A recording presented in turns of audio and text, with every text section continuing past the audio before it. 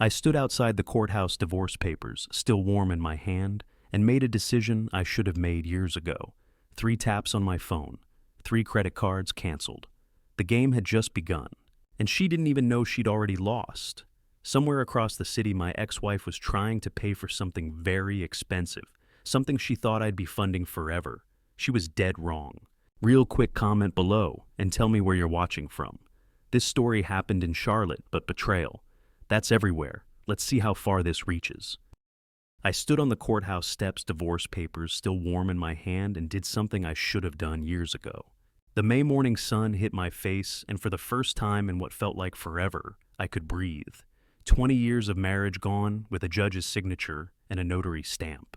The weight that had been crushing my chest for months, maybe years, finally lifted. I wasn't angry, I wasn't sad, I was just free. Across the parking lot, I spotted Vanessa's black sedan idling near the curb. Even from here, I could see him Garrett sitting in the passenger seat. Young tan wearing sunglasses that probably cost more than my monthly utilities. She didn't even glance back at the courthouse. Didn't look for me. She was already gone in every way that mattered. I sat down right there on the stone steps, pulled out my phone, and opened my banking app. No hesitation, no second guessing. I navigated to the menu I'd avoided for too long, supplementary card management. 3 cards popped up on the screen, card ending in 7742, Vanessa Hartwell card ending in 8863, Mrs. Hargrove card ending in 5529, Quinn Hartwell. My finger hovered over the first one for maybe half a second. Then I tapped cancel. Successfully canceled. Ping, second card, cancel. Successfully canceled. Ping, third card, cancel. Successfully canceled. Ping. That sound, 3 little notifications, was sweeter than any song I'd heard in years. My credit, my name, my responsibility, and now, my decision. I slipped the phone back into my pocket and looked up at the blue Carolina sky. The courthouse behind me, the parking lot ahead, and somewhere in that black sedan, a woman who'd spent the last 2 years of our marriage planning her exit while I paid the bills. My phone buzzed. Vernon. Owen, man, you sitting down. His voice had that edge, the one he got when he had news. I'm on the courthouse steps. What's up? Huge news. Your ex is booking an engagement party. I blinked. Already. Not just any party. 85 grand, $85,000, Owen. At some fancy hotel in Charlotte. I heard it from my cousin who works events there. She's going all out. I leaned back against the stone railing, a slow smile spreading across my face. Is that right? Yeah, man. Thought you should know. You good, Vernon? I said, watching Vanessa's car finally pull away from the curb. I'm better than good. The timing couldn't be more perfect. What did you do? You'll see. I hung up, stood, and brushed the dust off my jeans. The drive home to Ballantyne took 20 minutes, but it felt like 20 seconds. My mind was already 3 steps ahead, calculating planning. $85,000. That was more than twice what we'd spent on our own wedding. When I pulled into my driveway, the house looked different. Smaller, maybe, but mine. All mine. The front door opened before I even reached it. Pepper, my old tabby cat, trotted out onto the porch, tail high, meowing like he'd been waiting all morning. I crouched down and scratched behind his ears. Hey, buddy, miss me? He purred, rubbing his face against my hand. Pepper had been mine long before Vanessa. 14 years old, gray around the muzzle, stubborn as hell. He'd watched the whole marriage fall apart from the windowsill, never judging, just there. I picked him up and walked inside. The house was quiet, peaceful, no tension hanging in the air, no cold silence waiting to explode. Just me, Pepper, and the faint hum of the refrigerator. I set him down gently on the couch and sank into the cushions beside him. He curled up against my leg, purring louder now. I pulled out my phone again, staring at the 3 successfully canceled notifications. $85,000, 3 canceled cards, and a party happening in less than 3 weeks. I smiled. The game had just begun. But what I didn't know was that things were about to get much more. I barely had time to settle in before the pounding started. Not a knock, a threat. Bang, bang, bang. Pepper's ears flattened. He bolted from my lap and disappeared under the couch. I'd been home maybe 30 minutes when Donovan decided to make his entrance. I walked to the door slowly, let him wait. When I opened it, Donovan filled the doorway 6'2", red-faced veins bulging. Vanessa's older brother, the family enforcer. "What the hell did you do?" he shouted, pushing past me into my living room. I closed the door calmly. "You're going to need to be more specific." "Don't play dumb," he jabbed a finger at me. Vanessa tried to pay the venue deposit. Cards declined. All three of them. My mom's card declined. Even Quinn's. "What did you do?" "I canceled them." "You what?" His face went purple. "You can't just... Actually, I can. Hold on." I walked into my study and pulled out the folder I'd prepared weeks ago. Credit card contracts, account agreements, all printed and highlighted. In a war with the Hartwell family, you needed paperwork. I dropped the folder on the coffee table. "Open it." "I don't need to..." "Open it." He snatched it and flipped through. His jaw worked, but no words came. I pointed to the highlighted section. "See that? Primary cardholder Owen Mitchell. This line, supplementary cards may be canceled at any time without notice." His hands shook. "Vanessa said you changed the ownership." "Vanessa lied." I pulled out my phone and held up my banking app. "Primary holder Owen Mitchell. Want to call the bank and confirm I'll wait." He stared at the screen, mouth opening and closing. "Those were my cards, Donovan. My credit, my name, my liability. I didn't take anything from her. I took back what was mine. But the party, not my problem." I walked to the door and opened it. "Now you've got two choices. Leave on your own, or I call the police and explain how you barged in making threats. And I'll make sure every neighbor sees the cops show up." His fists balled. For a second I thought he might swing. I almost wanted him to. But Donovan wasn't that stupid. "You're going to regret this," he hissed, shoving past me. I doubt it. He stormed across my lawn, right through the flower bed I'd planted last week. His truck door slammed so hard it echoed down the block. I closed the door and locked it. Under the couch, Pepper's green eyes blinked from the shadows. "It's okay, buddy. He's gone." I walked to the window and watched Donovan's truck disappear. The folder still sat on my coffee table, contracts spread open. Evidence, protection, the truth in black and white. My phone buzzed. A text from Vernon. "Everything okay?" I smiled and typed back, "Just getting started." Outside, the afternoon sun filtered through the trees. The neighborhood was quiet again. Peaceful. But I knew it wouldn't last. I knew his mother would be next. 30 minutes later, another knock. Softer this time. More calculated. I opened the door to find Mrs. Hargrove standing there, tears already streaming down her face. "Owen dear," she said, voice trembling. She didn't wait for an invitation. She walked right in wearing the coat I'd bought her 2 years ago. In her hand was a cloth bag with apples inside, the kind of gesture meant to look maternal. She didn't take off her shoes. Mud from her boots smeared across the floor I'd just mopped. She walked straight to the couch, my spot, and sat down, dropping the bag on the table. An apple rolled out and hit the floor. Pepper stayed under the couch. 20 years, Owen." She began dabbing her eyes. 20 years we've been family. You were like a son to me." I leaned against the wall and said nothing. "Donovan told me about the cards. How could you be so cruel? Vanessa made mistakes." "Yes, but don't all men make mistakes? Don't all marriages have rough patches?" I stayed quiet. She was lonely. You couldn't give her children, Owen. A woman needs... And this Garrett boy made her feel alive. Is that so wrong? Still nothing. "Please, just reactivate the cards. For me. For the family. We can work this out." "Stop." I pushed off the wall and walked into my study. When I came back, I was holding a different folder. Not contracts, receipts. I dropped it on the table. The apples rolled aside. "Open it." Mrs. Hargrove blinked. "Owen, I don't need to..." "Open it."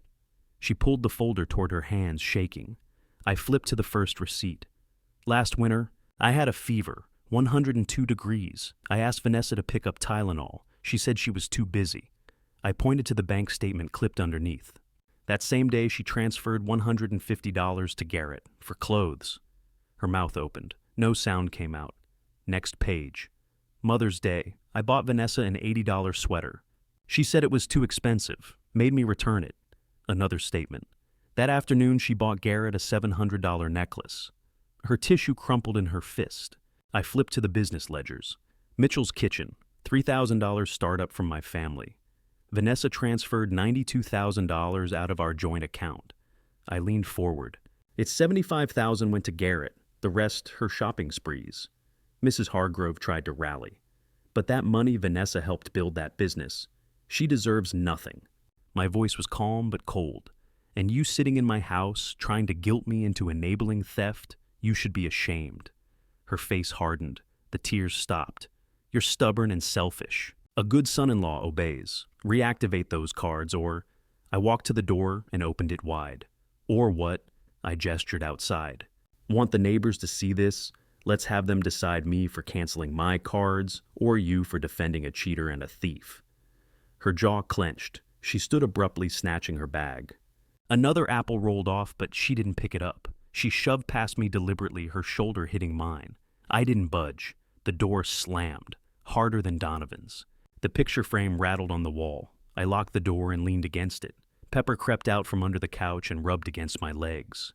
I bent down and scratched his head. I let it ring twice, and I pressed record first. My phone had a built-in call recorder, something I'd set up months ago when things started falling apart. Old habits from running a business document, everything. I answered on the third ring. Hello, Vanessa. What the hell did you do? Her voice came through like a lightning strike, sharp, furious, crackling with rage. You sabotaged my party. I walked to the kitchen and filled a glass of water. Pepper followed, weaving between my ankles. I didn't sabotage anything, I said calmly. I canceled credit cards that were in my name. Those cards were mine. I've been using them for years. It's supplementary cards, Vanessa, issued under my credit, my responsibility, my decision to cancel. You, she sputtered. You ruined everything the hotel called me. Do you know how humiliating that was? They said my deposit payment was declined in front of Garrett. I took a sip of water. That must have been awkward. This isn't funny, Owen. You're right, it's not. I set the glass down. You know what else isn't funny? $92,000. Silence.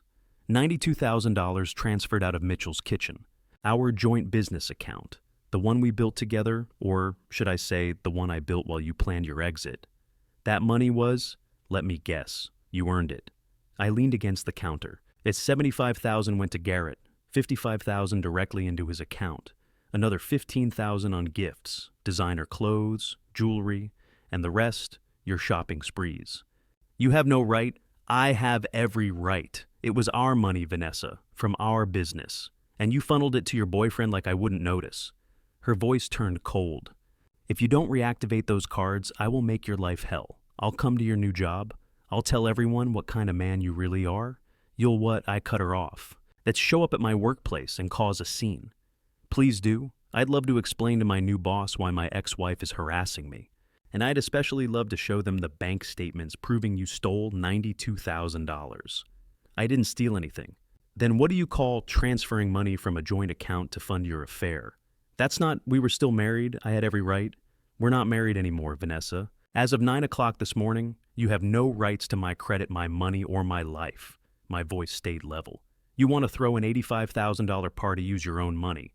Oh, wait, you don't have any. You're going to regret this, she hissed. I swear to God, Owen, you will regret this. Is that a threat? It's a promise. Good, say it again, louder this time. A pause, then I heard it the moment she realized. Are you recording this? I smiled. Have a good evening, Vanessa. You son of a... Click. She hung up, or threw her phone. Hard to tell. I stood in my quiet kitchen, the glass of water sweating onto the counter, Pepper purring at my feet. The recording app showed 11 minutes and 34 seconds. I saved the file, vanessa-threats.mp3. Then I sent it to Vernon with a message, evidence, keep a copy. His reply came instantly. You're a genius. I wasn't a genius. I was just a man who'd learned the hard way that, with the Hartwell family, you needed proof of everything. I locked my phone and looked out the kitchen window. The sun was setting over Ballantine, painting the sky orange and pink. Beautiful, peaceful. That night, another message came through. Not from Vanessa this time. First a text from Quinn. You're going to regret this. Then a friend request from someone I'd never met, Garrett Finch. I stared at my phone screen sitting on the couch with Pepper curled beside me. The house was dark except for the lamp in the corner. Outside, Ballantine had gone quiet for the night. Quinn's message didn't surprise me. She was Vanessa's little sister, loyal to a fault even when the fault was obvious. I didn't reply. There was nothing to say to someone who'd rather attack than ask questions. But Garrett's friend request, that was bold. I clicked on his profile. The first thing I saw was his cover photo, him and Vanessa at some upscale restaurant, her leaning into his shoulder, both of them holding champagne glasses. The caption read, "To New Beginnings." Posted 3 days ago. I scrolled down. More photos appeared, each one more carefully curated than the last. Garrett in a designer suit leaning against a sports car. Garrett at a beach resort, abs on full display. Garrett holding up a diamond ring, the engagement ring I assume catching the light just right. Except something about that ring looked off. Too shiny, too perfect. Like it came from a catalog, not a jeweler. I kept scrolling. Pictures of high-end meals, luxury hotels, a Rolex watch. All the markers of wealth displayed like trophies. But the more I looked, the more something felt wrong. Every photo was staged. Every caption was vague. Living the dream. Blessed. Good vibes only. The kind of post that said everything and nothing at the same time. And his smile, God, that smile. Too wide, too practiced. The smile of someone selling something. I took screenshots. Every photo, every post, every detail. Then I clicked on his friends list. 243 friends, but almost no interaction, no tagged photos from anyone else. No comments from friends or family, just likes and emojis from accounts that looked equally hollow. I leaned back and rubbed my eyes. Pepper stretched and yawned beside me. My phone buzzed. I'd sent the screenshots to Vernon 5 minutes ago. Vernon? Dude, this guy's profile looks fake as hell. Me, keep going. Vernon? Everything's too perfect. No real candid shots. No family pics. No old friends. It's like he didn't exist before, 2 years ago. Me? That's what I thought. Vernon? You want me to dig deeper? I've got a buddy who works in background checks. I thought about it. My finger hovered over the keyboard, but then I stopped. If Garrett was what I suspected, a con artist, a social climber, someone who saw Vanessa as a meal ticket, then going after him directly would tip him off.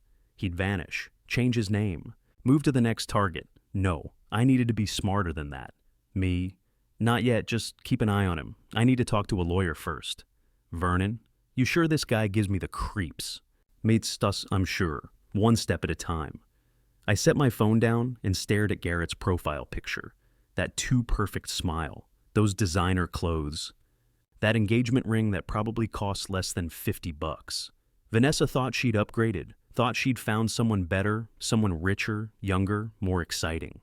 But all I saw was a man who made a living off women like her. And if I played this right, she'd figure that out herself. I just needed the right pieces in place first. I needed a lawyer.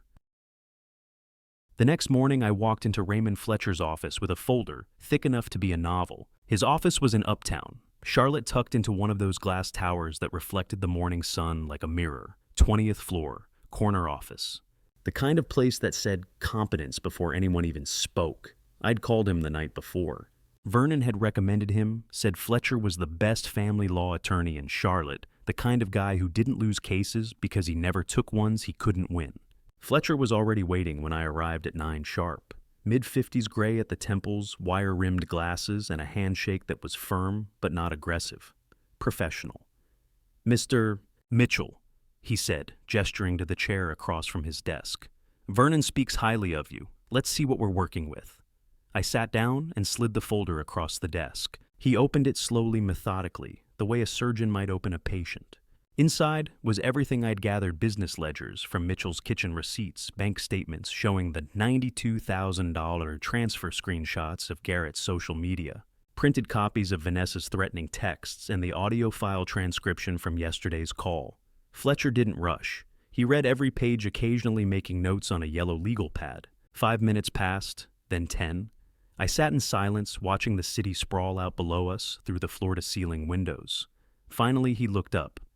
"This is thorough," he said, tapping the folder. "Very thorough. You've done half my job for me. So what do you think?" He leaned back in his chair, folding his hands. "The $92,000, that's marital property. Even though it came from a joint business account, the transfer occurred during your marriage and was done without your knowledge or consent. We can absolutely pursue recovery.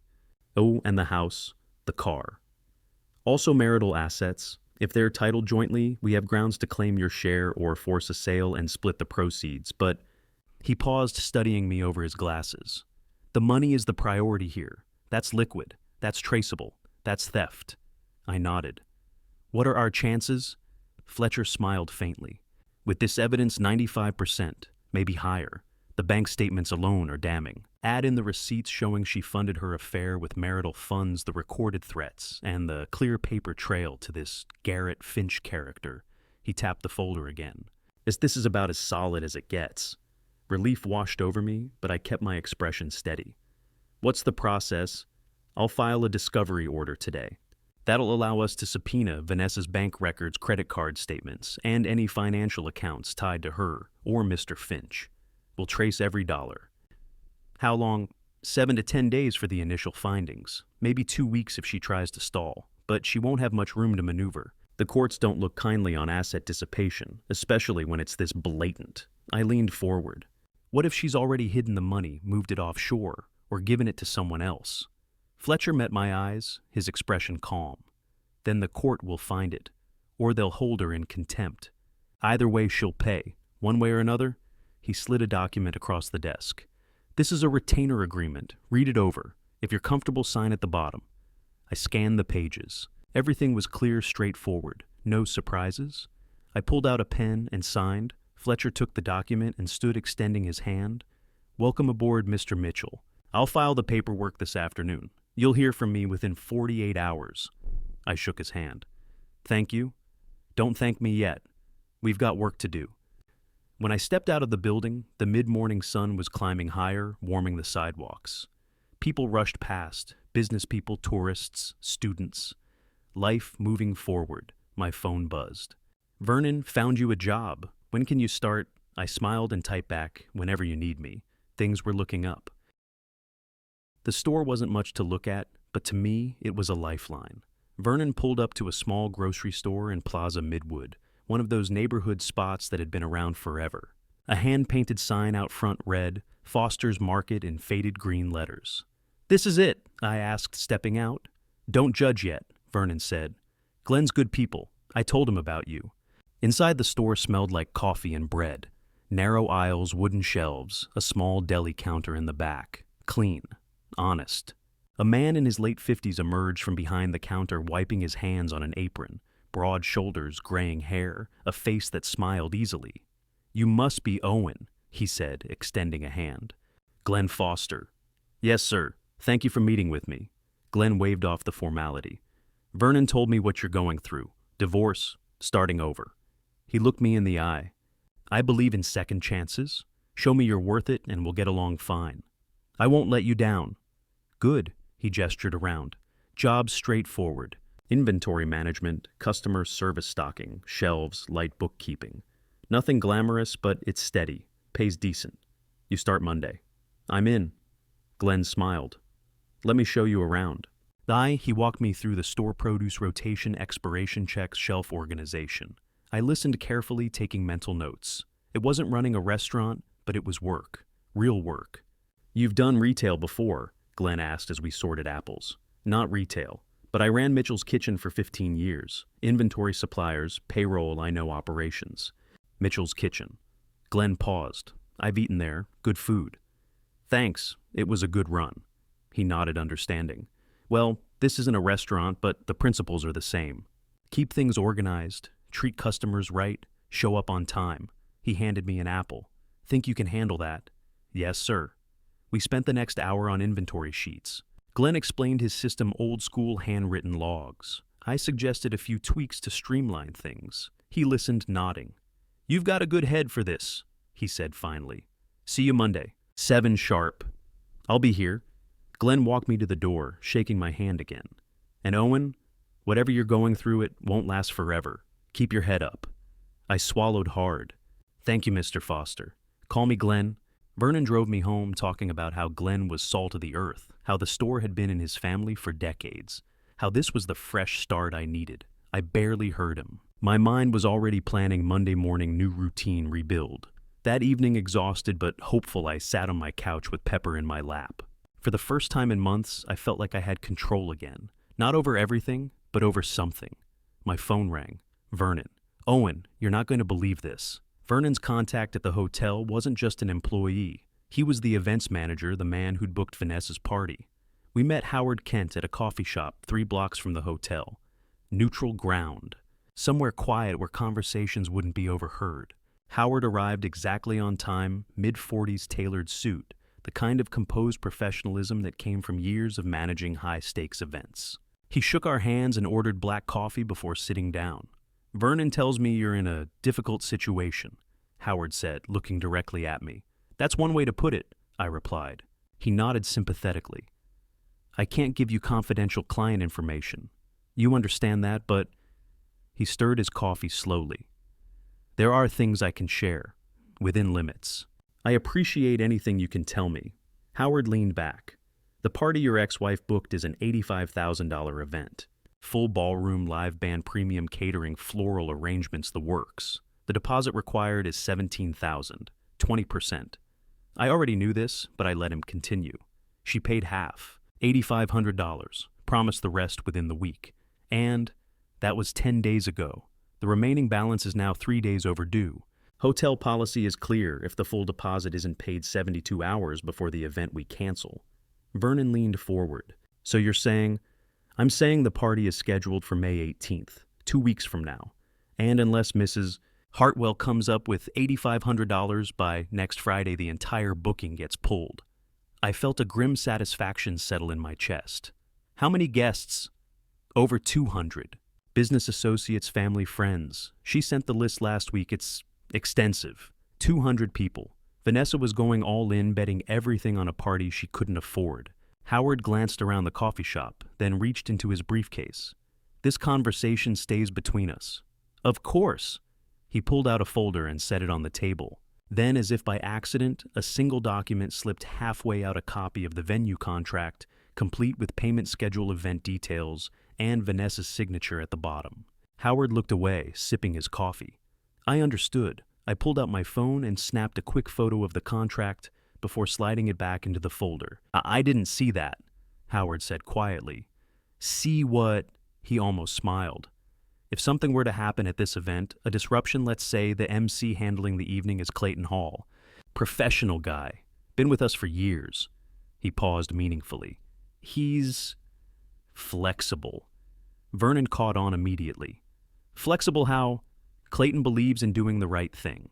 If someone needed to make an announcement, or if there was a situation that required transparency, Howard shrugged. He has a moral compass, let's put it that way. I met his eyes. Could we coordinate with him? I'll have a conversation with him. An hour from now, he'll know there might be an unusual situation at the May 18th event. What happens after that? Howard stood buttoning his jacket. That's beyond my control. He shook our hands again. Some people deserve justice, Mr. Mitchell. I hope you get yours. Thank you, Howard. Truly. He nodded once and walked out, leaving his empty coffee cup on the table. Vernon let out a low whistle. That guy just handed you a roadmap. I stared at the photo on my phone, the contract clear as day. Payment schedule, guest count, date and time. Everything I needed. 2 weeks, I said quietly. Vernon grinned. What's next? I stood pocketing my phone. Next, I need those bank statements. 10 days after filing the discovery order, Fletcher called. You need to sit down for this. I was at Foster's Market restocking the produce section when my phone buzzed. Glenn saw my face and waved me toward the back office without a word. What did you find? I asked, closing the door behind me. Everything, Fletcher said. Get to my office, now. 20 minutes later, I was back in that 20th floor corner office watching Fletcher spread bank records across his desk like a detective laying out evidence at a crime scene. $92,000. He began tapping the first stack of papers. Confirmed. Transferred out of Mitchell's Kitchen's joint account over the course of 8 months. I already knew that number, but seeing it printed in black and white transaction after transaction, each one carefully dated and documented, made it real in a way it hadn't been before. Fletcher slid another stack toward me. Multiple large transfers directly into Garrett Finch's personal account. $55,000 in total. The rest went to credit card payments, cash withdrawals, and retail purchases, all tied back to your ex-wife. I nodded slowly. Can we present this in court? We will, at the right time. He paused, then leaned forward. But Owen, there's something else. something bigger. What? He pulled out another set of records, thicker, more detailed. Garrett Finch has 3 other bank accounts, and all 3 have received similar large transfers from different women.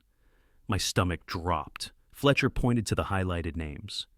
Jennifer M., substantial deposits over 6 months, then nothing. Susan K., 4 months of transfers, then she stopped. Patricia L., almost a year of payments before it ended. I stared at the pages, my mind racing. Mr. Mitchell, Fletcher said quietly, your wife isn't this man's first victim. He's done this before. The room felt colder suddenly. A professional con artist, I said, my voice flat. Exactly, and we have proof. Fletcher tapped the records. This is a pattern, a clear documented pattern of financial exploitation. If we wanted to, we could probably track down these other women, get statements, build a case that goes beyond just your divorce. Does Vanessa know? Not yet, but she will. Fletcher's expression was grim. Everyone will. I sat back in the chair, letting it all sink in. Vanessa thought she'd found love. Thought she'd traded up, escaped a boring marriage for someone younger, richer, more exciting. But she hadn't found love. She'd found a predator, and Garrett Finch wasn't just taking her money. He was doing what he'd done to at least 3 other women before her, probably more we hadn't found yet. What's our next move? I asked. We wait, Fletcher said. We've got 2 weeks until the party. In that time, I'll prepare the full financial breakdown, every dollar, every transaction, every lie. When the moment comes, we'll have everything we need. He slid the records into a folder and handed it to me. Take these, study them, know them inside and out. Because when you walk into that party, you're not just confronting your ex-wife. You're exposing a con artist. I took the folder, feeling its weight in my hands. Thank you, Mr. Fletcher. Don't thank me yet. We still have work to do. I walked out of his office and into the late afternoon sunlight, the folder tucked under my arm. Around me, Charlotte moved on, people rushing to meetings, grabbing coffee, living their lives. But all I could think about were those names. Jennifer M., Susan K., Patricia L., and now Vanessa. She thought she'd found love. But in 2 weeks at that party, everyone would know the truth. 3 days before the party, Vanessa called again. But this time her voice was different, worried.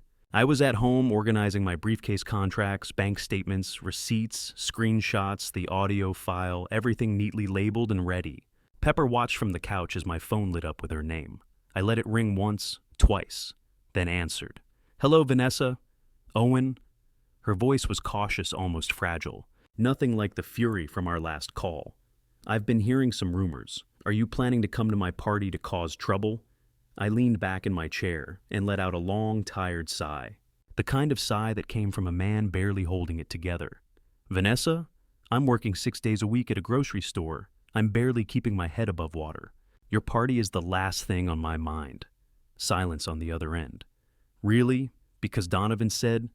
I don't care what Donovan said. My voice stayed flat, exhausted, believable. We're divorced. I've moved on. You should too. Another pause, longer this time. Okay, good. I wanted to make sure. I could hear the relief in her voice. She believed me, completely.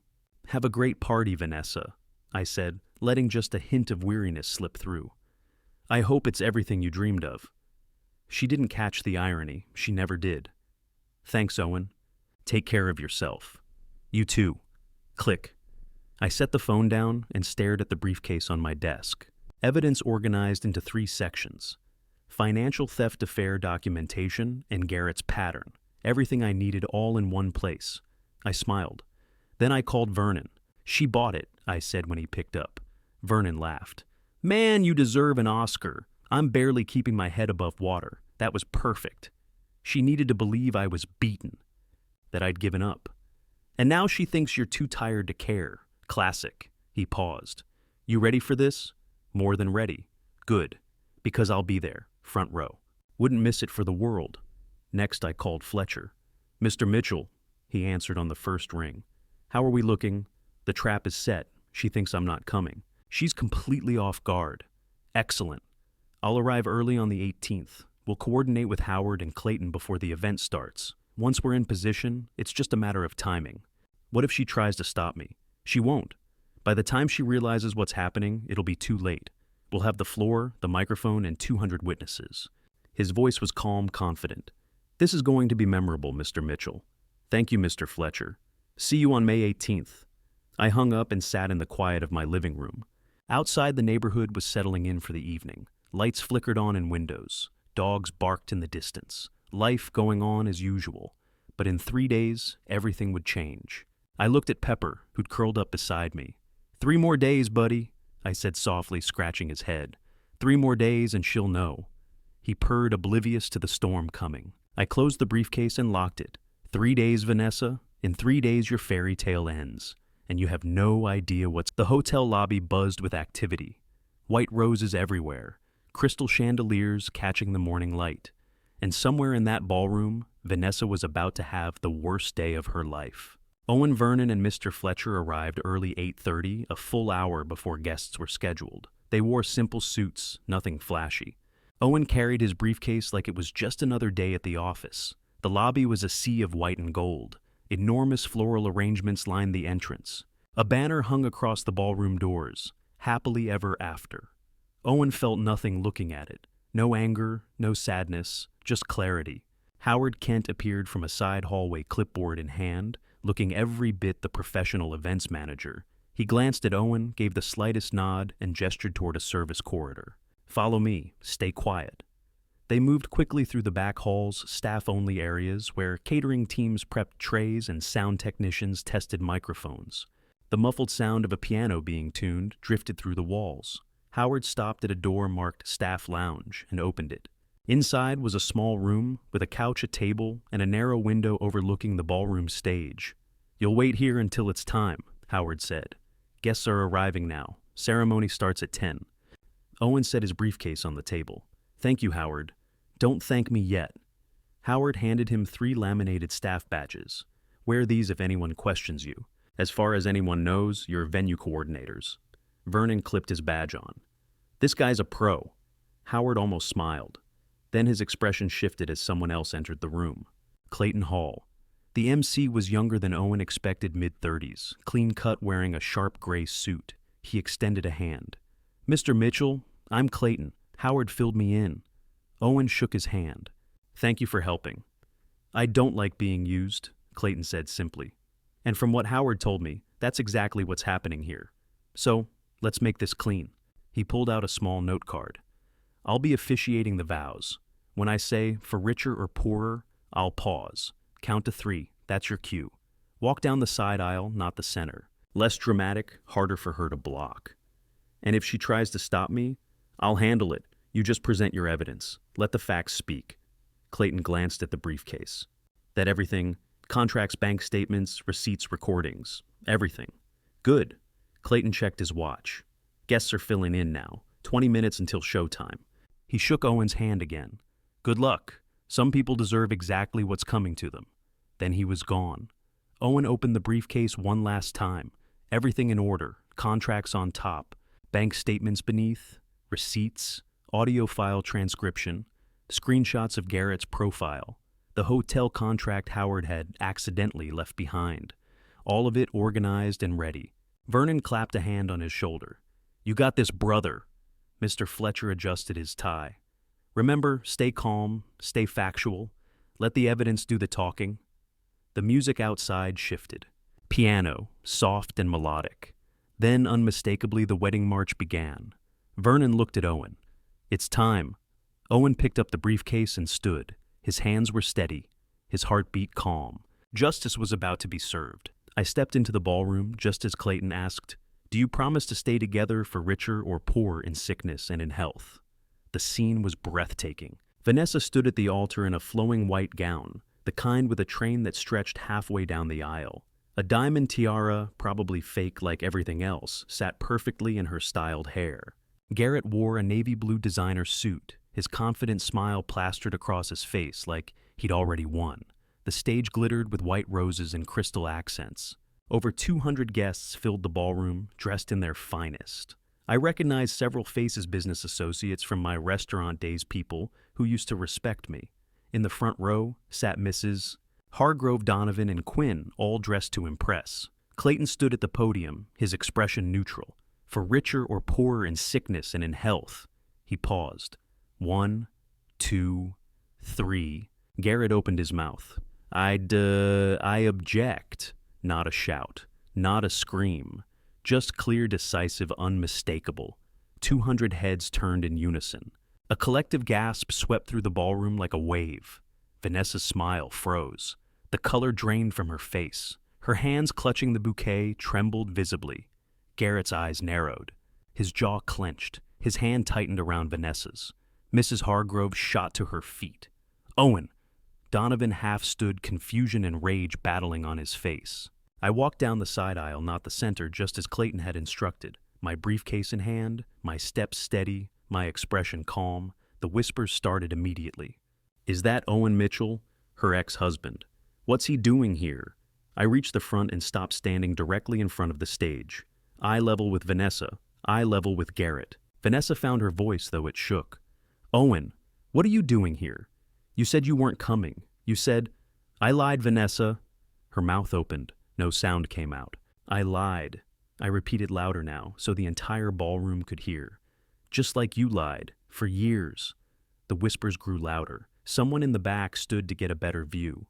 Garrett stepped forward slightly, his fake smile finally cracking. Man, you need to leave. This is a private event. Private. I looked past him to the crowd. 200 witnesses doesn't seem very private to me. Clayton, still at the podium, said nothing. He just watched, arms crossed exactly as planned. Vanessa's voice broke. Owen, please. Don't do this. Not here, not now. When then, Vanessa? When would be a good time to talk about the $92,000 you stole from me? Another gasp. Louder this time. Mrs. Hargrove's face went pale. Donovan's fists clenched. Quinn looked at her sister, confusion spreading across her face. Vanessa's bouquet trembled in her hands. White roses and baby's breath shaking like leaves in a storm. I don't know what you're talking about, she whispered, but her voice had no conviction. Yes, you do. I set the briefcase on the edge of the stage. 200 people stared. Vanessa's bouquet trembled harder, and I opened the briefcase. I pulled out the first document and held it high for everyone to see. Let's start with this hotel contract, shall we? The ballroom fell silent except for the rustle of fabric as people leaned forward. In this space, I said, my voice carrying to every corner, is the contract for today's event. Total cost, $85,000. Whispers rippled through the crowd. I pointed to the highlighted section. The hotel requires a 20% deposit. That's $17,000. I paused, letting it sink in. Vanessa paid $8,500. She still owes $8,500. The hotel was going to cancel this party 3 days ago. Vanessa's face went white. That's not Garrett said he would. I turned to Garrett. Did you handle it, Garrett? His jaw clenched. Silence. A business associate in the third row stood. Owen, is this true? I nodded. Then I pulled out the bank statements. But wait, there's more. I unfolded the papers slowly, deliberately.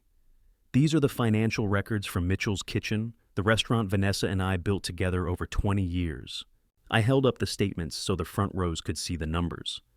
In the past year, $92,000 was transferred out of our joint business account. The gasp was louder this time. Someone in the back row stood to see better. $92,000 of our money, money from my family's initial investment, money from my 20 years of work. I pointed directly at Vanessa. Money that she transferred without my knowledge or consent. Mrs. Hargrove shot to her feet. You're lying! Vanessa would never. Would she?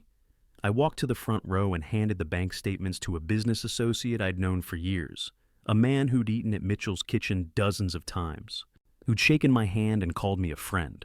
See for yourself, I said. Dates, amounts, account numbers. It's all there.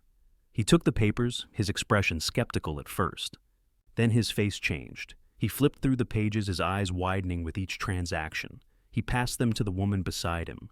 The documents moved through the rows like wildfire. Person after person examined them. Faces shifted from confusion to shock to anger.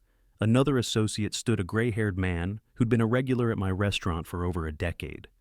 Owen, I had no idea. Nobody did, I said quietly, because she hid it very well. Vanessa's hands shook violently now. The bouquet slipped slightly in her grip. Owen, please. You're making this sound worse than it is. We can explain what Vanessa, I turned to face her fully. Explain how you transferred tens of thousands of dollars to your boyfriend while I was working 80-hour weeks to keep the business afloat. Explain how you planned an $85,000 engagement party you couldn't afford. Explain how you lied to me, to your family, to everyone here. Donovan stood, his face twisted with confusion. Vanessa, is this true? She opened her mouth. No words came. Quinn's voice was small from the front row. Vanessa, Mrs. Hargrove tried again. This is slander. You have no proof. I held up the stack of bank statements. 20 pages of proof, transaction by transaction, dollar by dollar. Would you like to review them, Mrs. Hargrove? She sat down abruptly. The ballroom was no longer silent. Conversations erupted in hushed, frantic tones. Guests showed each other the documents, pointing at numbers, shaking their heads in disbelief. A woman in the fifth row whispered to her husband, I can't believe she did that. Vanessa turned to Garrett, tears streaming down her face, ruining her makeup. Black mascara trails ran down her cheeks. Tell them it's not true, she begged, her voice breaking. Tell them we're in love. But Garrett's face had changed. The charm was gone. But I wasn't done. I pulled out another set of documents. And here's where your money went, Vanessa. I held up a thick stack of receipts. Of that $92,000, $55,000 was transferred directly into Garrett Finch's personal account. I pointed at Garrett. His face turned cold. The warmth, the charm gone in an instant. $55,000. For what exactly? I flipped through the receipts. $15,000 on gifts for him. I pointed at Garrett's wrist. That Rolex $4,000. I have the receipt. Gasps echoed through the ballroom. I pointed at Vanessa's bracelet. That bracelet on your wrist, $3,500. I paid for it. Her hand instinctively moved to cover it. I gestured to Garrett's suit. That custom-tailored suit, $2,800. The guests stared at the jewelry, the clothes, the watch. Everything suddenly looked different under the spotlight of truth. The remaining $22,000, I continued. Vanessa's personal spending, designer handbags, spa treatments, girls' trips to Miami. I held up credit card statements, all charged to cards in my name. Cards I gave her for household expenses and business needs. A voice from the back row. This is insane. A business associate who'd gone through a divorce last year stood looking at me with genuine sympathy. Owen, I'm so sorry. I had no idea she did this to you. Others nodded in agreement. The tide was shifting. I turned to Garrett. And you, Mr. Finch. Or, should I say, professional con artist? Garrett's eyes flashed. I pulled out the final set of documents, the ones Fletcher had uncovered. Tell everyone how many other women you've done this to. I held up the bank records.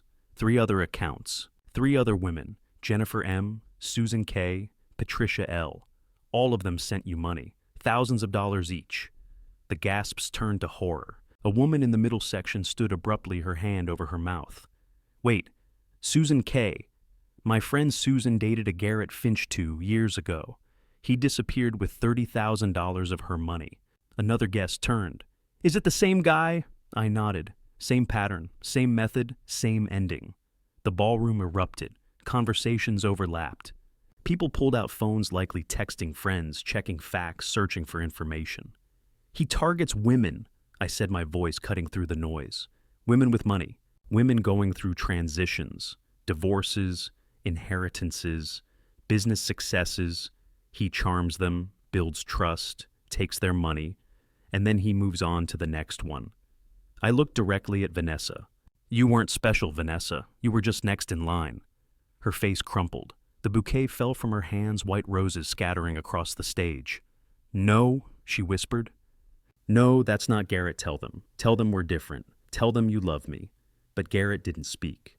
He just stood there, his jaw clenched, his eyes scanning the crowd like a trapped animal looking for an exit. Garrett! Vanessa's voice broke. Say something! For a moment I thought he might run, just bolt down the aisle and disappear like he'd done with Susan, with Jennifer. Garrett looked at Vanessa, then at me, then at the 200 people watching, and then he laughed. Not a nervous laugh, a cold one. The sound echoed through the ballroom like breaking glass. Guests shifted uncomfortably. A few exchanged confused glances. Vanessa stared at him, her face pale. Garrett? Why are you laughing? Tell them he's lying. Garrett turned to face her fully. The smile vanished, replaced by something calculating and cold. Why would I lie, sweetheart? He let go of her hand. Vanessa blinked. What? Garrett took a step back, adjusting his tie casually. Your ex-husband is absolutely right. I did take your money, all of it. Vanessa's mouth opened, but no sound came out. What are you saying? She finally whispered. Garrett looked directly into her eyes. No warmth, no affection, just cold honesty. I'm saying I only wanted your money, Vanessa. The silence was so complete you could hear people breathing. I never loved you. I didn't even like you that much. Vanessa's knees buckled. Donovan caught her from behind, holding her upright. Garrett continued, his voice steady and merciless. You were just income.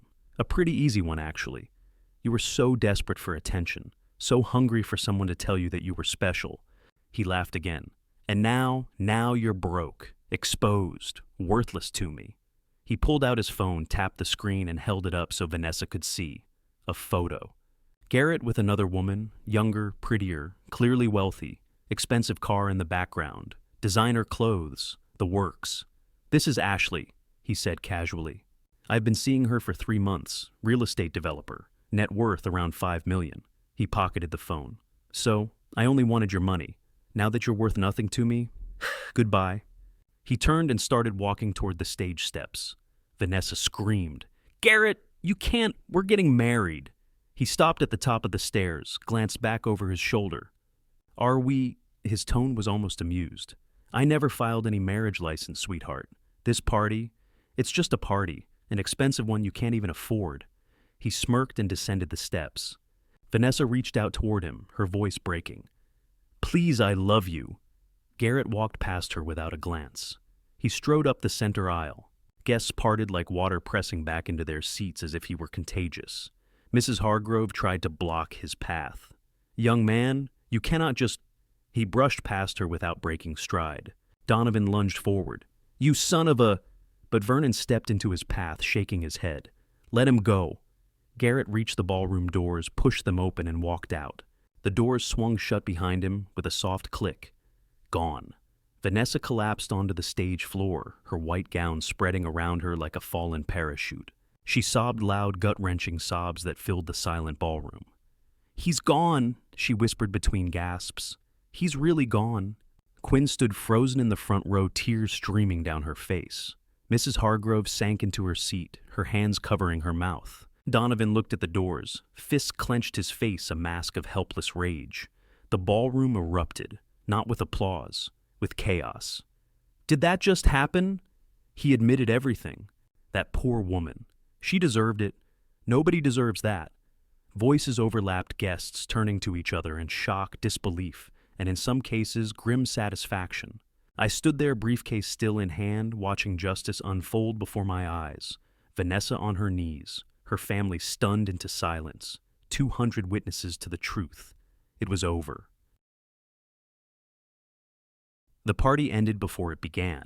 Guests filed out in uncomfortable silence, avoiding Vanessa's eyes. Immediately, ballroom people began gathering their belongings. A few cast sympathetic glances toward Owen as they passed. Business associates approached him one by one. Owen, I'm so sorry. We had no idea. If you need anything at all, call me. Oh, you were brave to do this. Each one shook his hand firmly, then turned their backs on Vanessa. On stage, Mrs. Hargrove knelt beside her daughter, trying to lift her up. Vanessa remained crumpled on the floor, white dress pooling around her, sobbing uncontrollably. Donovan and Quinn stood off to the side, unsure what to do. Quinn whispered, Did you know about any of this? Donovan's jaw tightened. Shut up! Howard Kent appeared with hotel staff clipboard in hand. He approached Vanessa with a white envelope. Ms. Hartwell. He said, his voice professional but firm. The remaining balance of $8,500 plus today's catering fees for unused meals brings your total to $11,200. Payment is due within 48 hours, or we will pursue legal action. Vanessa looked up, mascara streaking her face. I don't have... That's not the hotel's concern. Howard set the envelope on the stage and walked away. Owen Vernon and Mr. Fletcher moved toward the exit. As they passed through the lobby, Owen spotted Mr. Frank, his neighbor, standing near the doors. "Owen, I came to support you. That was unbelievable." Owen nodded. "Thank you, Mr. Frank." Outside, the May sunshine was warm. Owen took a deep breath, letting it fill his lungs. "It's over," he said quietly. Vernon clapped him on the shoulder. "How do you feel?" "Lighter than I have in 20 years. 2 weeks later, Fletcher called. The court order went through. Vanessa has 15 days to repay the $92,000 plus interest, or we seize her assets. Will she pay? She can't. I hear she's selling everything. And she was. Vanessa sold her car, $8,000. The jewelry Garrett had bought her pawned for $3,000. Designer handbags, $2,000 more. She moved out of her upscale apartment and into a one-bedroom on the cheap side of town, where the walls were thin and the parking lot had potholes. She lost her job at the boutique. After the owner saw the video, someone had recorded the entire ballroom confrontation and posted it online. It went viral in Charlotte within days. Mrs. Hargrove called Owen once. "Please, Owen, be merciful. She's my daughter." Owen's voice was calm. "She had 20 years to be merciful to me. The answer is no." He hung up. Garrett vanished. No one could find Garrett Finch. Vernon called with an update. "Police are looking for him. Turns out Jennifer M., Susan K., and Patricia L. all filed reports. Total fraud over $200,000. A warrant was issued for Garrett Finch's arrest. Last sighting Miami with a woman matching Ashley's description. His phone disconnected. Social media deleted. Gone like smoke. Family collapse. Mrs. Hargrove tried to move in with Donovan. He refused. "I can barely pay my own bills, Mom. You spent your retirement money bailing out Vanessa's mess." She called Quinn. Quinn's voice was cold. "I'm moving to Atlanta, getting away from this disaster." Mrs. Hargrove ended up in a state-subsidized nursing home, bitter and alone. Donovan and Quinn stopped speaking to each other entirely. Everyone blamed Vanessa. Vanessa's fall. Owen didn't gloat. He just heard things through the grapevine. Mr. Frank mentioned it one day. Saw Vanessa at the discount grocery store. She looked broken. Owen felt nothing. Not satisfaction, not pity, just closure. Owen's rise. Fletcher called again. "The money transfers Friday, $92,000 plus $8,000 in interest and legal fees she's required to pay. Total $100,000. Owen nodded slowly. "I'm giving $20,000 to Vernon. He helped me through this." Fletcher smiled over the phone. "That's generous. That's fair." The money hit Owen's account on Friday morning. He stared at the number on his screen for a long moment, then transferred $20,000 to Vernon with a simple note. "Thank you, brother." Vernon called immediately. "Owen, you don't have to. I know, I want to." Fresh start. Owen threw himself into his work at Foster's Market. Glenn noticed the change. Owen came in, early, stayed late, suggested improvements, built relationships with regular customers. "You've got a gift for this," Glenn said one afternoon. "Ever think about management?" Owen smiled. "Maybe someday." Life started making sense again. Slowly, one day at a time. The weight he'd carried for years, the lies, the betrayal, the theft was gone. And in its place, peace. Meanwhile, I poured everything into my new job, and gradually life began to feel meaningful again. 6 months after the divorce, my life was completely different. Better, simpler, mine. Glenn promoted me to store manager. My salary went from $2,400 a month to $3,000. "You earned it," he said, shaking my hand in his small back office. "Customers ask for you by name. That means something." I didn't need much. Just enough to live comfortably, pay my bills, and save a little each month. My days settled into a rhythm I actually enjoyed. Wake up at 6, feed Pepper, drive to Plaza Midwood, work 9 to 6. Come home, cook a simple dinner, nothing fancy, just good food. Pepper would curl up beside me on the couch while I watched the news or read a book. It was quiet, peaceful, exactly what I needed. Weekends I'd go fishing with Vernon at Lake Norman. We'd sit in his boat for hours, lines in the water, not saying much, just being. One Saturday, Vernon asked, "You ever think about dating again?" I thought about it. Maybe someday. Right now I'm good. And I was. One afternoon, Mr. Frank came into the store. He wandered the aisles for a bit before finally approaching me near the produce section. "Owen, can I ask your advice?" We sat on the bench outside, the autumn sun warm on our faces. "My daughter," he began, his voice heavy. Her husband. I think he's cheating, taking money. She won't listen to me. I nodded slowly, remembering. Tell her 5 things, I said, from someone who learned the hard way. Mr. Frank pulled out a pen and a receipt. 1, keep her financial records. Every receipt, every statement. She'll need them. He wrote it down. 2, never tolerate betrayal. Stand up for herself the first time, not the 20th. 3, financial independence is essential. Have her own job, her own money, her own identity. 4, real friends are priceless. I wouldn't have survived without Vernon. 5, if a relationship is broken beyond repair, let it go.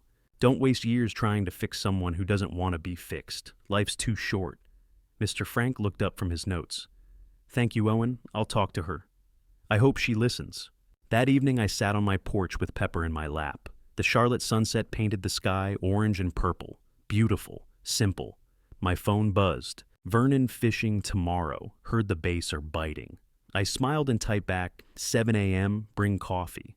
I set the phone down and stared at the horizon. I thought about Vanessa, briefly wondered if she was okay, then decided it wasn't my problem anymore. I thought about Garrett, hoped the police caught him eventually. I thought about Mitchell's kitchen, the new owner was doing well, and I'd gotten a fair price in the asset split. But mostly I didn't think about any of it. I just felt the breeze, the warmth of Pepper's small body against mine. The peace. Not because Vanessa suffered, but because I was finally free. Free from lies, free from betrayal, free to be happy. Pepper meowed softly. I scratched behind his ears. That's right, buddy. We're gonna be just fine. The sun dipped below the horizon. The streetlights flickered on.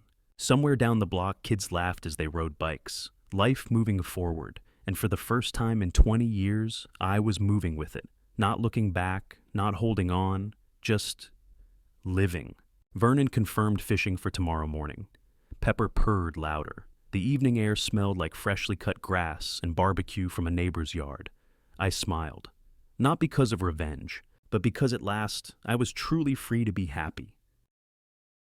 Looking back on everything I've been through, I now understand that every challenge I faced was a lesson life wanted me to learn. There were times I felt like I couldn't keep going, times when I was overwhelmed with doubt and fear.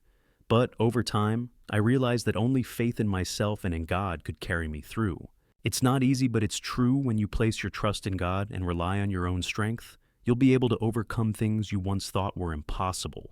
If you're facing struggles that feel too big to handle, know this: don't let fear or hesitation hold you back from finding the right path for you. Take that first step, even if it's the smallest one. Life isn't always smooth. It's filled with twists and turns, unexpected obstacles, and moments that test your limits. But with each difficulty we grow. We learn about ourselves and what we are truly capable of. What's most important through all of this is to remember the valuable lessons that life has taught us. Lessons that we sometimes wish we could have learned the easy way, but often come through pain and hardship. Never lose sight of your self-respect, your dignity, and your belief in yourself. Keep your integrity intact. Remember, you have the power to shape your own life, regardless of how others treat you. Surround yourself with people who truly care about you, people who will support you when the road gets tough. Real friends are irreplaceable. If you're feeling lost or unsure, don't hesitate to reach out for support. Sometimes a listening ear or a kind word can make all the difference. Don't try to carry everything on your own. If there's one thing I've learned, it's that when you make a decision to live authentically, to stand up for yourself, and to take action, things can start to change. Even the smallest decision, the one that pushes you out of your comfort zone, can change the course of your life. Don't wait for the perfect moment to act, because it might never come. Sometimes the right moment is now. Life always has new opportunities ahead, but it's up to you to take the first step. And if you're in a tough situation right now, trust that God is preparing you for something greater. Sometimes the strength you need to move forward is already inside you. You just need to believe in it. If my story has touched you or helped in any way, I'm truly thankful. And if you know someone who's facing their own struggles, please share this message with them. These lessons aren't just meant to be stories to tell. They are meant to be lived, to help us grow, and to guide us through life's most challenging moments.